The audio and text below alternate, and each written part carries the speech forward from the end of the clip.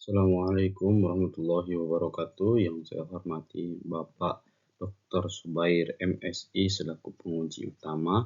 Kedua Ibu Taslifa SSI MSC selaku ketua penguji. Dan juga Ibu Nur Amania Taufik SSI MSC selaku sekretaris penguji. Pada kesempatan ini saya akan memaparkan proposal penelitian yang berjudul Identifikasi telur cacing nematoda usus menggunakan regen etil asetat pada anak terindikasi stunting di TPA Tamangapa. Stunting masih menjadi masalah kesehatan yang sering kita temui di Indonesia, khususnya pada anak-anak yang hidup di lingkungan dengan sanitasi yang kurang baik. Nah, anak-anak ini yang mengalami stunting bukan hanya mengalami hambatan pertumbuhan fisik, tetapi juga memiliki daya tahan tubuh yang lebih rendah. Salah satu kondisi yang sering menyertai hal tersebut adalah infeksi kecacingan, khususnya nematoda usus. Lingkungan sekitar TPA Tamangapa atau tempat pembuangan akhir Tamangapa memiliki potensi resiko yang cukup tinggi terhadap penyebaran telur cacing karena adanya paparan limbah dan sanitasi yang belum optimal. Anak-anak yang tinggal di sekitar area tersebut sangat rentan terpapar infeksi cacing yang dapat memperparah kondisi stunting. Nah, reagen etil asetat adalah reagen alternatif yang kita gunakan untuk pemeriksaan pada metode sedimentasi karena dapat memisahkan debris lebih baik daripada ether sehingga kita menggunakan reagen etil asetat. Kemudian masalah pada penelitian ini adalah tingginya risiko infeksi cacing nematoda usus pada anak stunting di sekitar tempat pembuangan akhir Tamangapa, serta perlunya identifikasi yang aman dan efektif menggunakan regen etil asetat. Nah, tujuan penelitian ini dapat mengevaluasi penggunaan etil asetat pada metode sedimentasi untuk identifikasi telur cacing serta mendeteksi adanya telur cacing nematoda usus pada anak stunting di TPA Tamangapa. Nah, manfaat penelitian bagi peneliti ini diharapkan dapat menambah ilmu pengetahuan dan dapat menjadi pengalaman yang berguna selama berada di bangku perkuliahan.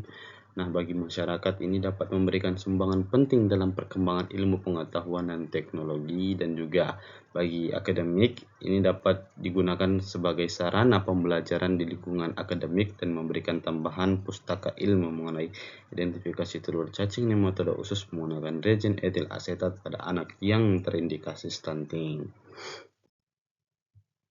Nah, kerangka teori ini berawal dari lingkungan yang terkontaminasi telur atau larva.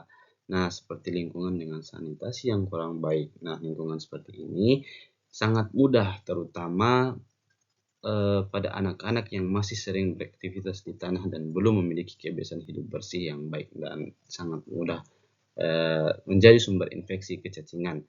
Infeksi kecacingan yang kita bahas di sini dalam penelitian ini adalah infeksi oleh nematoda usus. Nah, nematoda usus ini dibagi atas dua kelompok, yaitu STH dan non-STH. Dalam penelitian ini fokusnya ada pada dua, yaitu STH dan non-STH, karena mereka termasuk dari golongan nematoda usus. Nah, ketika anak-anak yang terinfeksi cacing nematoda usus, terutama dalam jangka waktu yang lama, tubuh akan mengalami gangguan dalam penyerapan gizi. Kondisi ini secara perlahan dapat mempengaruhi pertumbuhan anak dan berkontribusi terhadap terjadinya stunting. Nah, anak stunting tidak hanya mengalami gangguan pertumbuhan tinggi badan, tetapi juga lebih rentan terhadap penyakit.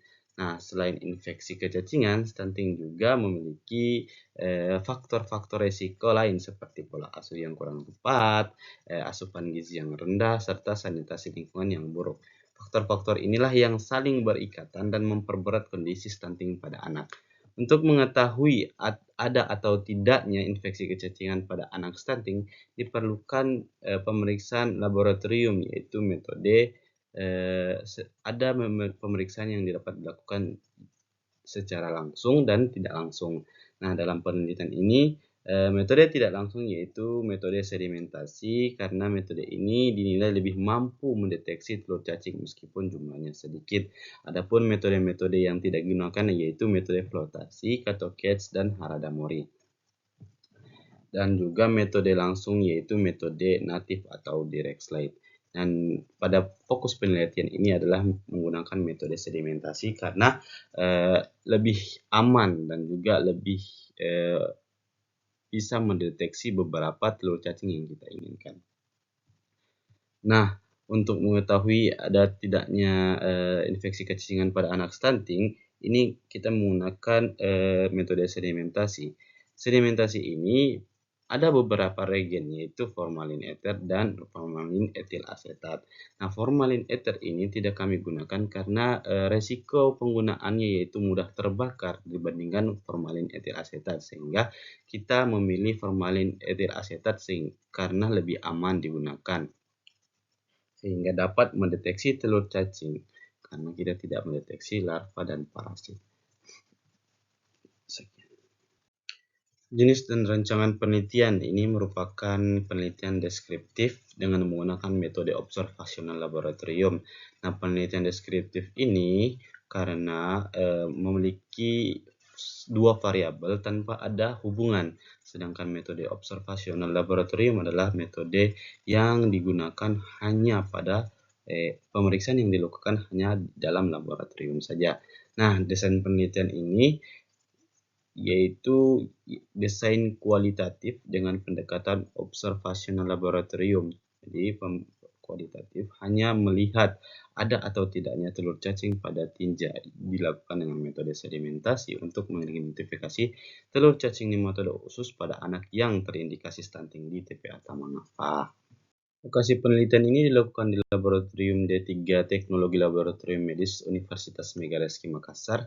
Lokasi pengambilan sampelnya itu di tempat pembuangan akhir Tamangapa, dan juga waktu penelitian direncanakan pada bulan Desember 2025. Nah, terdapat populasi penelitian adalah 47 pasien anak yang terindikasi stunting di TPA Tamangapa.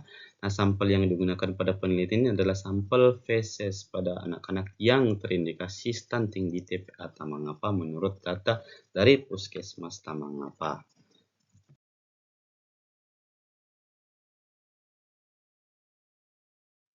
Alat yang digunakan yaitu mikroskop, kaca objek, penutup kaca objek, sentrifus, tabung reaksi, rak tabung reaksi, tabung sentrifus, aplikator kayu, penyaring kawat atau saring kopi nilon, cawan kecil, dan pipet peser. Dan bahannya itu yang digunakan adalah larutan formalin 10% dan juga ether atau etil asetat. Nah, prosedurnya yaitu pemeriksaan sedimentasi dilakukan dengan cara mencampurkan kurang lebih 0,5 gram feses dengan penambahan formalin 10% pada seperempat tabung, kemudian disaring dan ditambahkan etil asetat sampai dengan seperempat tabung, dan juga dicampur dan dikocok. Habis itu disentrifus, lalu lapisan atas dan supernatan itu akan dibuang sehingga tersisa endapan. Nah, dilakukan pencucian selama 3 kali. Endapan diambil 1 tetes dan dibuat preparat di kaca objek dan diamati dengan mikroskop pembesaran 10 kali sampai dengan 40 kali untuk mendeteksi telur cacing. Nah, untuk dilihat positifnya apabila hasil uji laboratorium ditemukan telur cacing, sedangkan negatif apabila hasil uji tidak ditemukan telur cacing.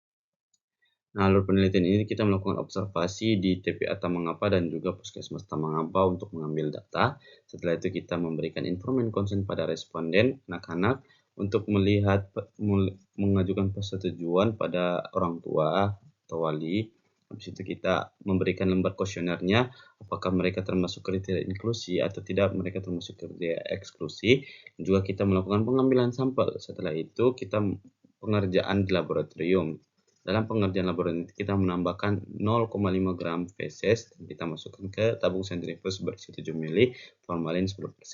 Setelah itu kita menambahkan 10 ml ether atau etil asetat, dikocok lalu disentrifus 1 menit pada 200 rpm. Nah, teteskan pada kaca objek. Setelah itu kita amati interpretasi hasilnya di bawah mikroskop. Nah, kita lihat hasilnya apakah ada atau tidak telur cacingnya.